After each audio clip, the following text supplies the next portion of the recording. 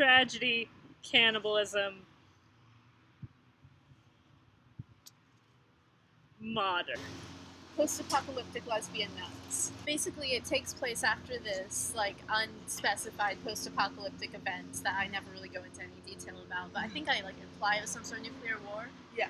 And it's at this convent, and the main character is a young nun called Martha, and she works in the library copying out books and stuff, and she's got a bit of a crush on one of her fellow nuns who works mostly in the kitchens. Her name's Sophia, I think, and she's, like, debating whether she should do anything about it, like what she should do about it, and she's pretty conflicted because, you know, nuns don't really go for the whole sex with each other thing. This cutting edge, modern corporate retelling of the troubling origins of the tragedy that is the House of Atreus.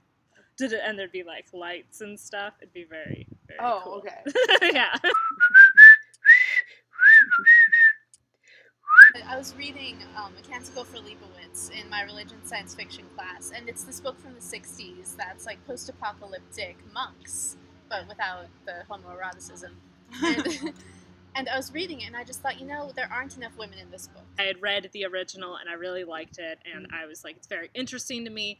But I think another element of it that made me very, like, interested was just this, how much it hinges on family, like, drama, and how throughout the story Atreus very much feels that he's already doomed, but how the story is set up, he's actually the one that essentially dooms his family for the next like 3 generations.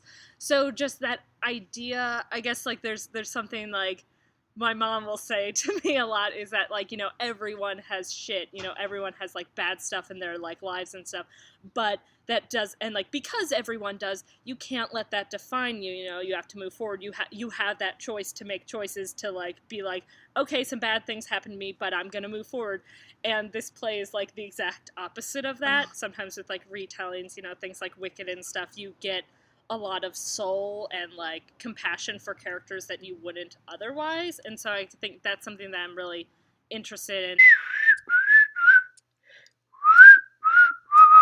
Taking a story and setting it into any different genre aside from just straight up literary fiction gives us a sort of distance, and it lets us like look at humanity through an altered lens. Like literary fiction can do that. It can show us humanity, but genre fiction gives us this way of seeing it.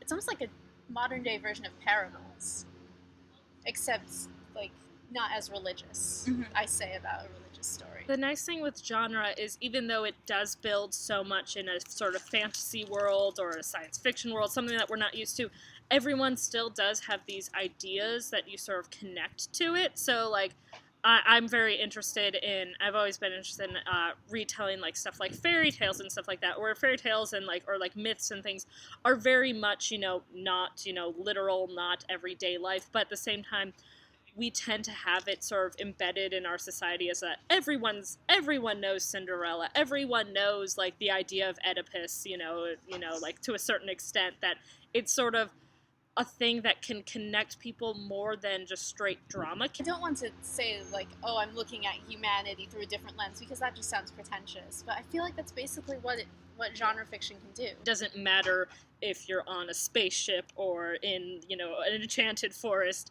still we relate to people in certain ways, and the way that we think about people and ourselves is not dependent necessarily on where we are. Come to the Quiver release party, May 15th! Yeah, Quiver blog. Follow it. Oh, wow. Read it. Cool.